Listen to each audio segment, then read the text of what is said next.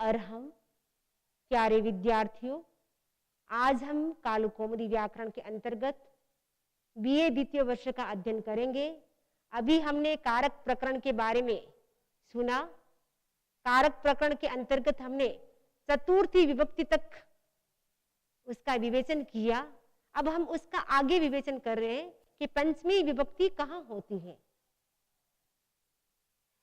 अपाये अवधिरपादानम। अपायो विश्लेषस तत्र यो अवधि विवक्षितः तत्कारकम अपादान संज्ञम स्यात्। अपायो विश्लेष, अपाय का मतलब है विश्लेष, विश्लेष का मतलब है पृथक करना, अलग करना। जब कोई वस्तु अलग होती है, पृथक होती है, उसे हम अपाय कहते हैं। तत्र यानी अपाय में, जो अवधि विवक्षित है यानी कही गई है, उस कारक की अपादान संज्ञम स्यात्, उस कारक की अपादान संज्ञा होती है। अपायो विश्लेष, अपाय का मतलब है विश्लेष, विश्लेष का मतलब पृथक्करण। अपाय में जो अवधि विवक्षित है, उस कारक की अपादान संज्ञा होती है। जैसे पंचम्य पादाने, अपादाने वर्तमान नाम्नः पंचमी स्यात्।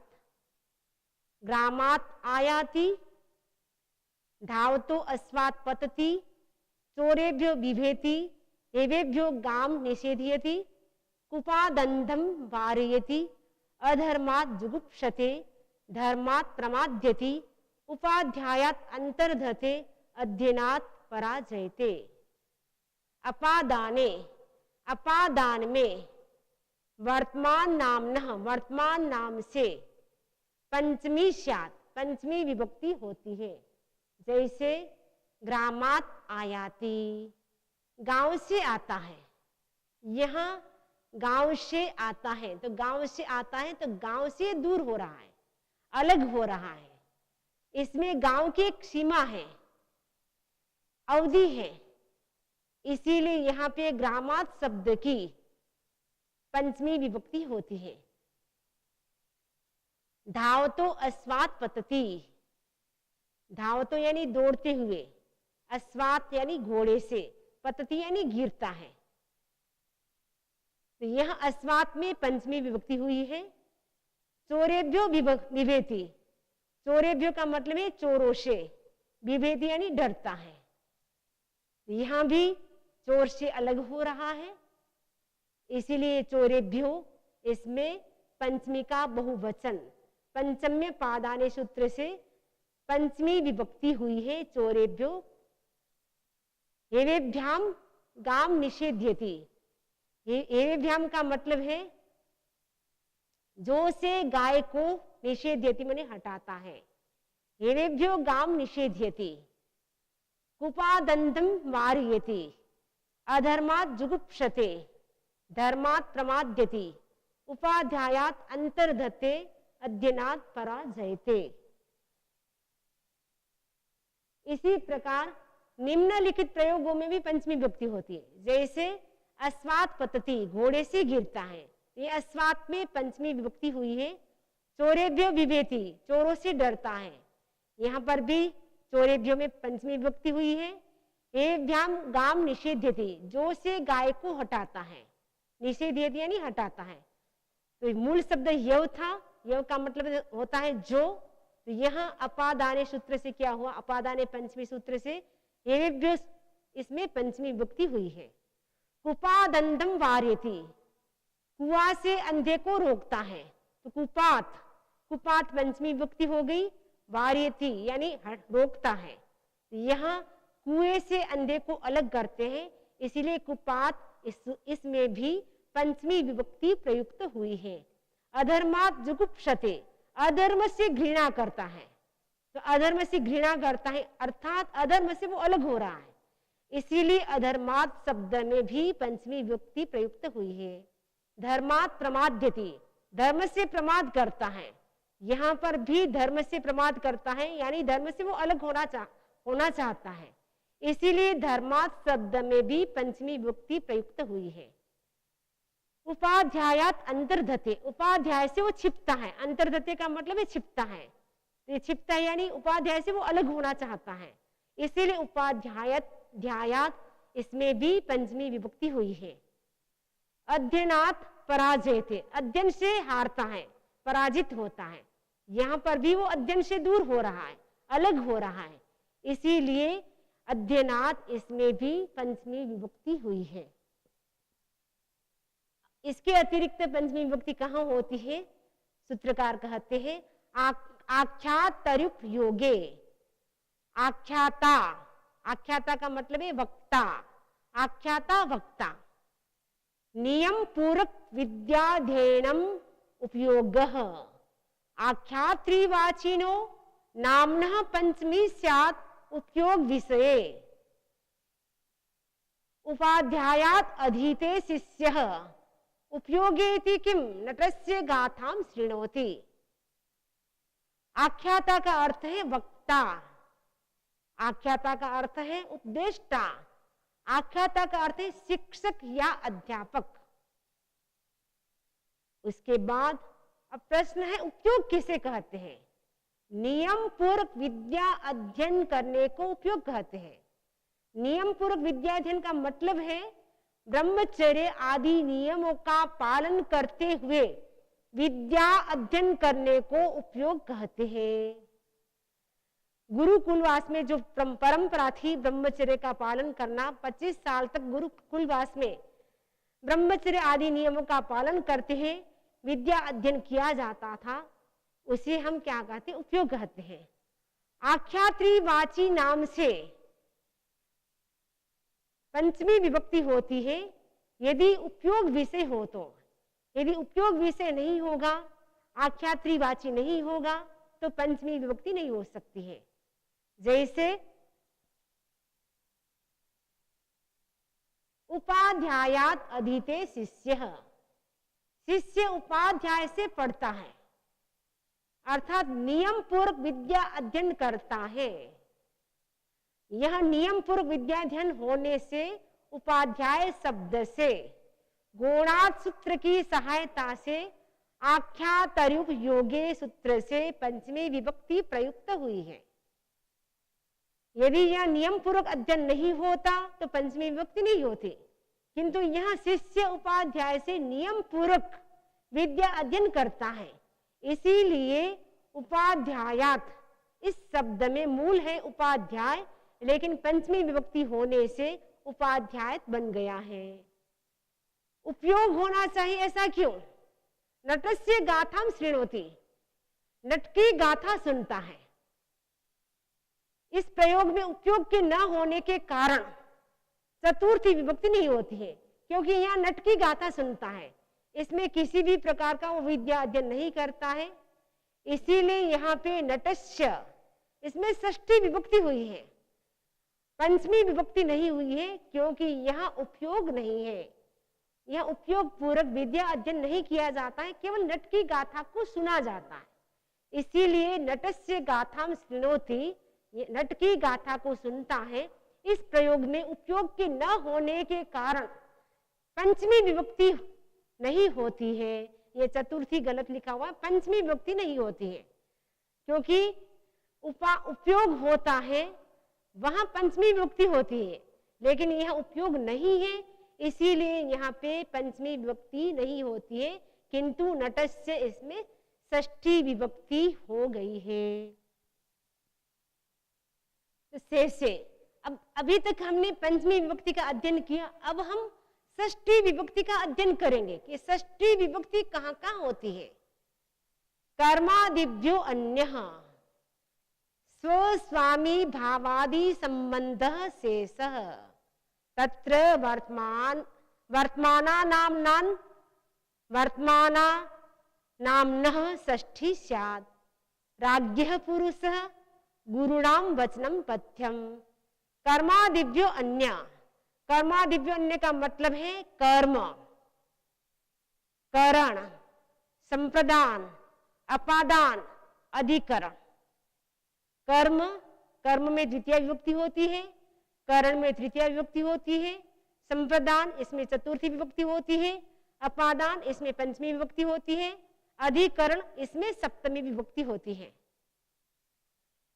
तो यहां बताया गया कि शेष क्या है कि कर्म आदि से जो अन्य है, कर्म आदि से अन्य का मतलब है कर्म, करण, संप्रदान, अपादान, अधिकरण से जो अन्य है, और स्वस्वामी भावादि संबंध शेष, स्वस्वामी भाव आदि संबंध को शेष कहते हैं। शेष तत्र वर्तमानान नामना षष्ठी स्यात्, तत्र का मतलब है शेष में, वर्तमानात् वर्तमान नामना यानी वर्तमान नाम से षष्ठी स्यात्, षष्ठी विभक्ति होती है।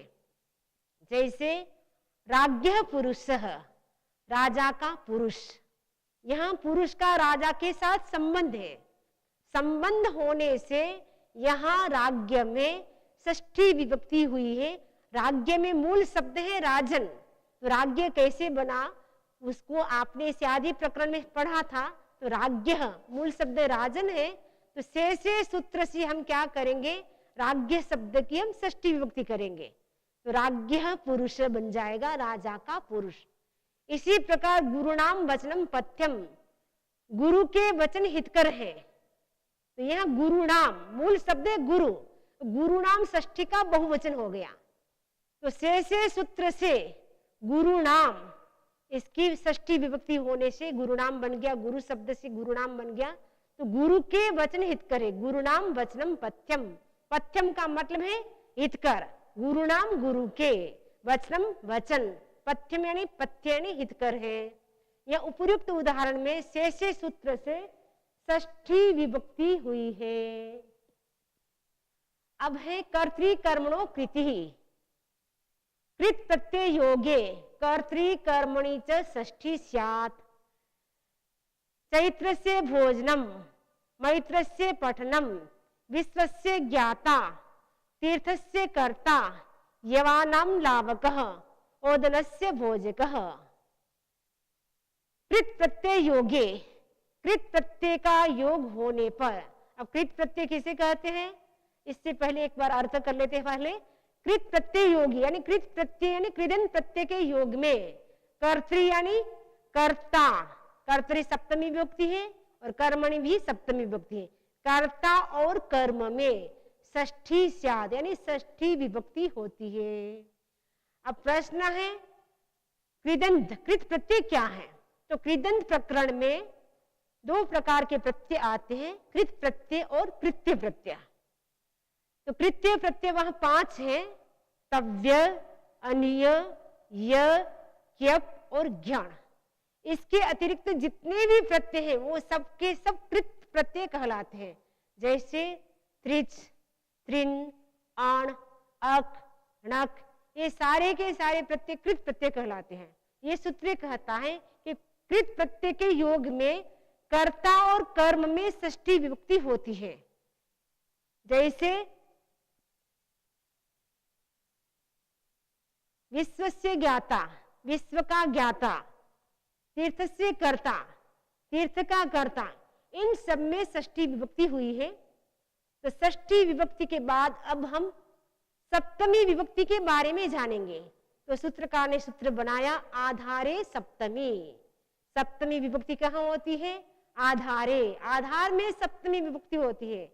अब वृत्ति है आधारे वर्तमान नामना सप्तमी स्यात्।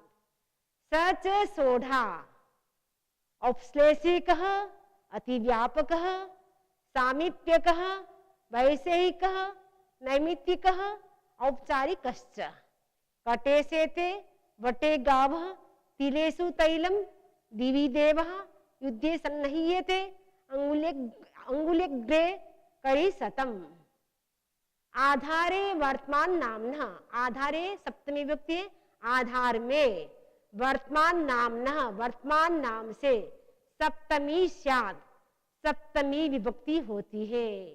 अब आधार किसे कहते हैं, जिसमें क्रिया हो रही है उसे आधार कहते हैं। सच सोढ़ा, सोढ़ा यानी 6 प्रकार का, स यानी वह आधार, सोढ़ा यानी 6 प्रकार का है।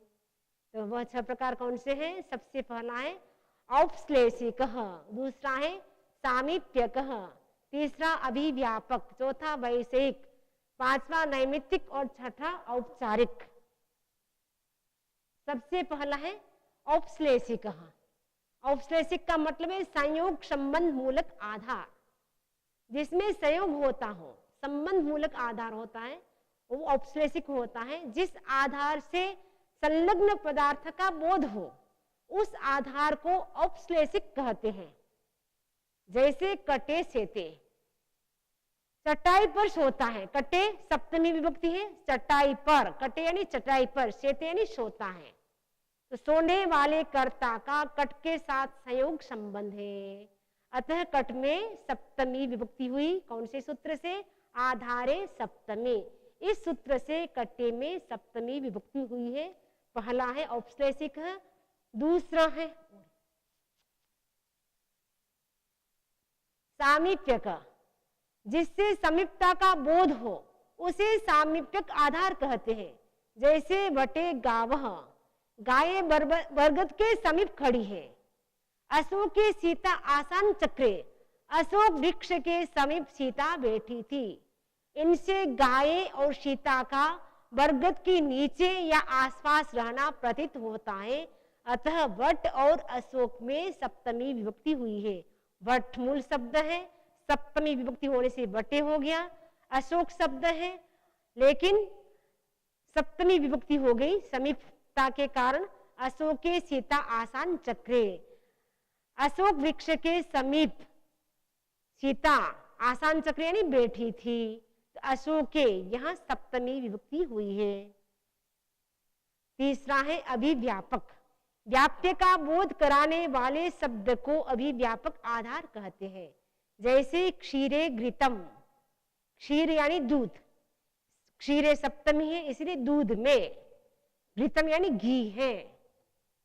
तिलेसु तैलम, तिलेसु यानी तिलों में क्या है? तेल है।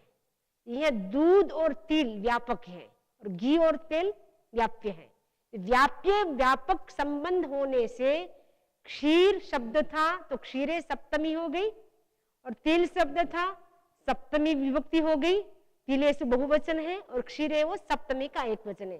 तिलेसु सप्तमी का बहुवचन है, क्योंकि एक तिल नहीं होता, तिलों में तेल होता है, इसीलिए यहाँ बहुवचन का प्रयोग किया गया है। तो यहाँ तिलेसु और क्षीरे इनमें सप्तमी विभक्ति हुई है। चौथा है वैषयिक, जिससे विषय यानी निवास करने के क्षेत्र का बोध हो, उसे वैषयिक आधार कहते हैं। जैसे तपोवने तपस्वी वसति, तपोवन में तपस्वी निवास करता है। दिवी देवा, दिवी यानी स्वर्ग में, देवा यानी देवता, वसति यानी निवास करते हैं। स्वर्ग में देवता निवास करते हैं। यह निवास करने के क्षेत्र का बोध होने से तपोवन में सप्तमी विभक्ति हुई है। तपोवन शब्द था, आधारे सप्तमी से तपोवने में सप्तमी, तपोवन शब्द में सप्तमी विभक्ति होने से तपोवने शब्द बन गया।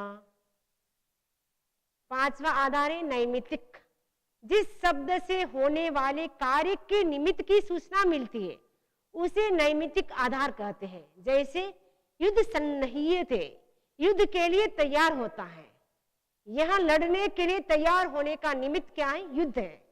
अतः युद्ध में क्या हो गई? सप्तमी विभक्ति। युद्ध सन्निहिते, युद्ध के लिए तैयार होता है, तो यहाँ युद्ध में सप्तमी विभक्ति हो गई। युद्धे सन्निहिते, युद्ध यहाँ गलत है, युद्धे सन्निहिते, युद्ध में सप्तमी विभक्ति हो गई आधारे सप्तमी सूत्र से। मूल शब्द युद्ध था और सप्तमी विभक्ति होने से युद्ध रूप बन जाएगा। छठा है औपचारिक, उपचार यानी संकेत को मानकर जो कहा जाता है उसे औपचारिक आधार कहते हैं। जैसे अंगुल्यग्रे करी सतम, अंगुली की नोक पर, अग्रे यानी नोक पर, करी सतम, सतम यानी 100, करी यानी हाथी, अंगुली की नोक पर 100 हाथी है। यह उपचार से कहा जाता है। अतः अंगुल्यग्रे में सप्तमी विभक्ति कौन से सूत्र से हुई है? आधारे सप्तमी। इस सूत्र से अंगुलिग्र शब्द था, लेकिन यह उपचार से कहा गया, इसीलिए अंगुलिग्र में आधारित सप्तमी से सप्तमी विभक्ति हुई है। इसके अतिरिक्त भी सप्तमी विभक्ति कहाँ कहाँ होती है?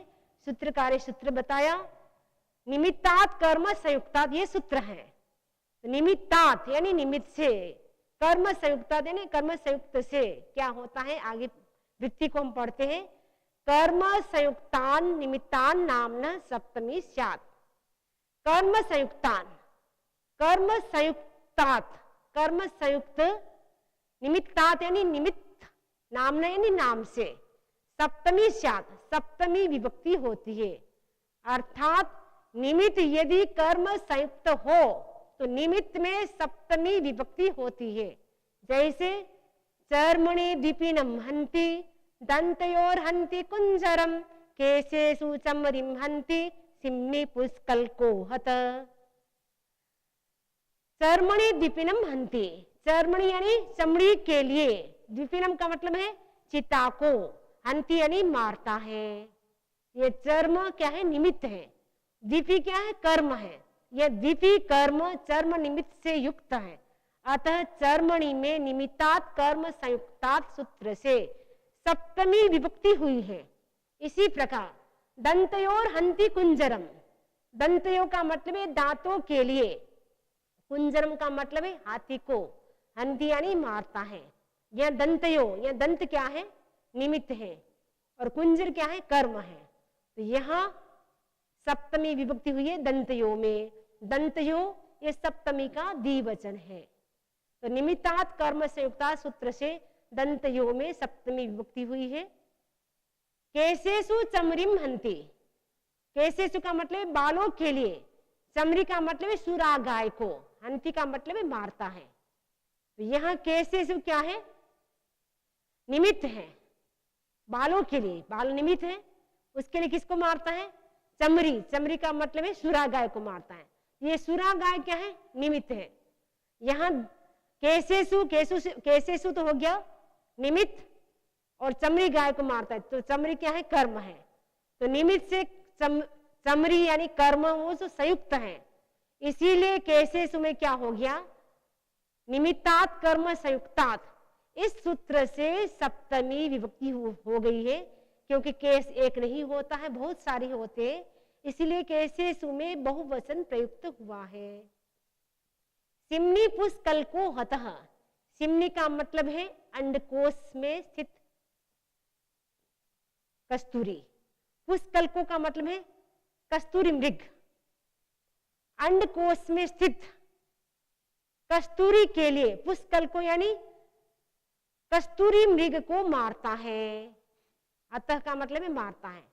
तो यह सिम्नि, सिम्नि निमित्त होने से सप्तमी विभक्ति हुई है, निमित्तात् कर्म संयुक्तात्। इस सूत्र से सिम्नि में सप्तमी विभक्ति हुई है। कर्म संयुक्तात् यदि किम, कर्म संयुक्त होना चाहिए, ऐसा क्यों? वेतनेन धान्यम लुनाति, वेतन से धान्य को लुनाति काटता है। तो ये वेतन और धान्य दोनों ही अलग अलग है।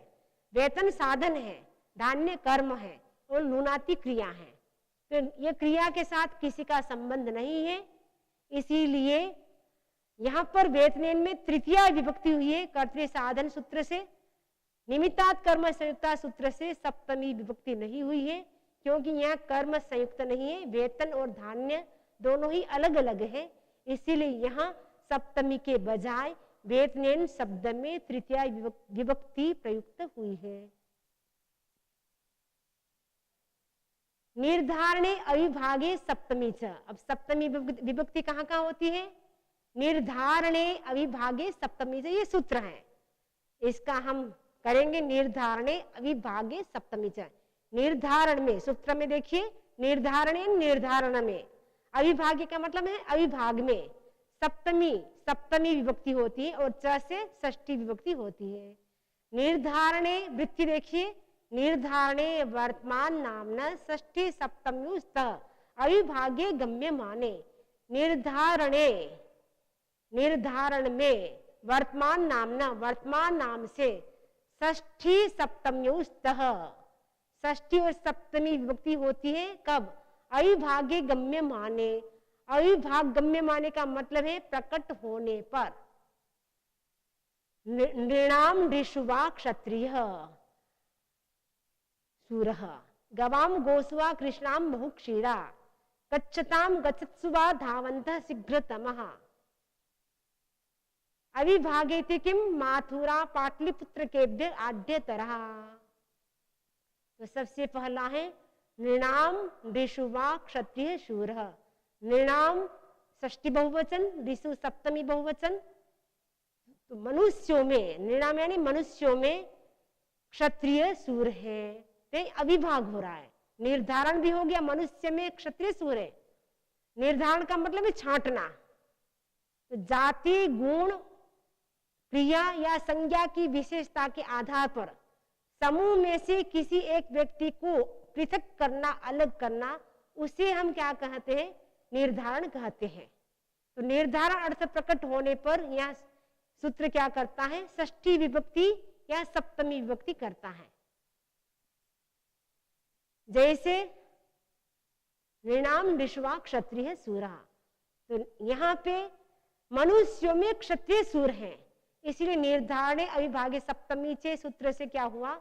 नृणाम इसमें षष्ठी विभक्ति हो गई, नृषु इसमें सप्तमी विभक्ति हो गई। गवाम गोसुवा कृष्णाम बहुक्षीरा। गायों में काली गाय बहुक्षीरा ने बहुत दूध देने वाली है। यहाँ बहुत सारी गाय है, उसमें जो काली गाय है पर्टिकुलर वो बहुत दूध देने वाली है, इसीलिए यहाँ निर्धारण हो गया। इसीलिए निर्धारण अविभागे सप्तमी से सूत्र से गोसु सप्तमी बहुवचन हो गया, गवाम षष्ठी विभक्ति हो गई। गच्छताम गच्छत्सुवा धावन्तः। गच्छताम गच्छत्सुवा धावन्तः, चलने वालों में दौड़ने वाला शीघ्रतम है। यहाँ पर भी निर्धारण हो गया, इसीलिए वही दौड़ रहा है, वही चल रहा है। अविभाग भी प्रकट हो रहा है साथ में, इसीलिए यहाँ गच्छताम षष्ठी बहुवचन और गच्छत्सु सप्तमी बहुवचन निर्धारण सूत्र से हो गई है। अविभागेति किम? माथुरा पाटलिपुत्र केभ्य आद्यतरा। अविभागेति किम? अविभाग होने पर ही सप्तमी षष्ठी विभक्ति होती है, ऐसा क्यों? यहाँ मथुरा पाटलिपुत्र केभ्य आद्यतरा, मथुरा वासी पटना के लोगों से अधिक धनी है। यह विभाग होने से पाटलिपुत्र केभ्य में पंचमी विभक्ति हुई है, क्योंकि यह अविभाग नहीं है, इसीलिए षष्ठी और सप्तमी विभक्ति नहीं हुई है। इसके अतिरिक्त कहाँ होती है? तुल्यार्थ तृतीया षष्ठ्यौ जिनेन जिनस्य वा तुल्यः समः सदृशो वा कालूराम आचार्य। तुल्यार्थ सूत्र में है तुल्यार्थी, तुल्य अर्थ से क्या होती है? तृतीया और षष्ठी यानी षष्ठी विभक्ति होती है। उदाहरण क्या है? तुल्य अर्थ वाले शब्दों के योग में तृतीया और षष्ठी विभक्ति होती है। जैसे जनेन नहीं है, जिनेन है। जिनेन जिनस्य वा तुल्यः समः सदृशो वा कालूराम आचार्य। तो कालूराम आचार्य क्या है? जिनके सदृश कालूराम आचार्य हैं। यहाँ सदृश, तुल्य, समः ये सब क्या है? तुल्य अर्थ वाले शब्द हैं। अतः इनके साथ जिन शब्द में तुल्यार्थ तृतीया षष्ठ्यौ सूत्र से तृतीया और षष्ठी विभक्ति प्रयुक्त हुई है, जिनेन ये तृतीया विभक्ति है और जिनस्य यह षष्ठी विभक्ति है। तो तुल्यार्थ तृतीया षष्ठ्यौ इस सूत्र से जिनेन में तृतीया और जिनस्य में षष्ठी विभक्ति हुई है। सर्वादेश सर्वः एत्वर्थैर्युक्तात् तैरेव समानाधिकरणात् सर्वादेन नाम्नः सर्वा विभक्तयः स्युः। सूत्र है सर्वादेह च सर्वः। सर्वादेह यानी सभी, च से आगे हम लेंगे सर्वः यानी सभी। हेत्वर्थ ही युक्तात्, हेत्वर्थ युक्तात् यानी हेतु अर्थ से युक्त, हेतु अर्थ वाले शब्दों से युक्त। तई एव, तई एव का मतलब है हेतुवाचक।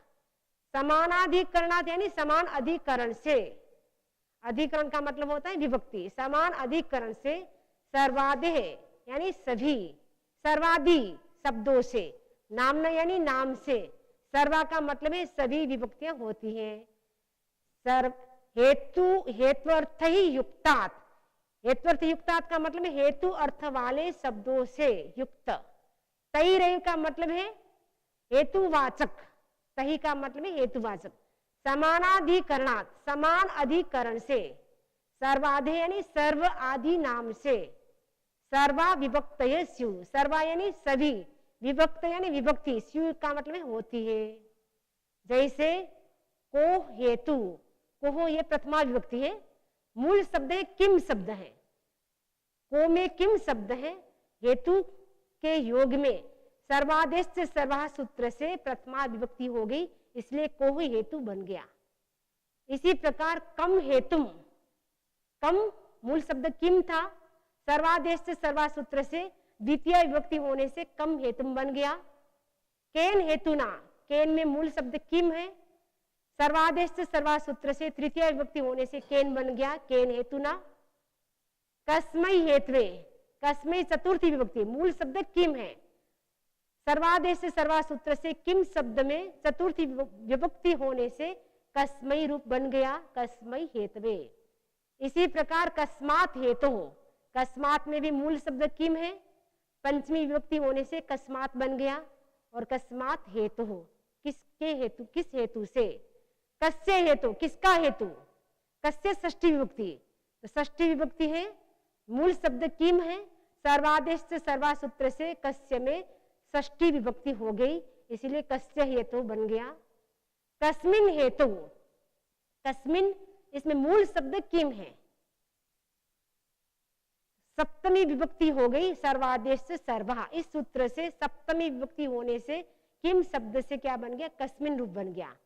कस्मिन हेतु वा वसति, किस हेतु से वह रहता है, किस हेतु में रहता है, किसके कारण, को हेतु, कौन रहता है, किस कारण से, किसको, किससे, किसके लिए, किससे, किसका, कस्मिन यानी किसमें, वसति यानी रहता है। एवं निमित्तादिनाम योगेपि, इसी प्रकार निमित्त आदि का योग होने पर भी सभी विभक्तियां हो जाती हैं। जैसे को हेतु वैसे को निमित्त, को निमित्तः, निमित्तम, कम निमित्तम, के निमित्तेन, कस्मै निमित्तेन, कस्मात् निमित्तात्, कस्य निमित्तस्य, कस्मिन् निमित्ते, इन सब में सर्वादेश से सर्वा सूत्र से सप्तमी विभक्ति हो गई है।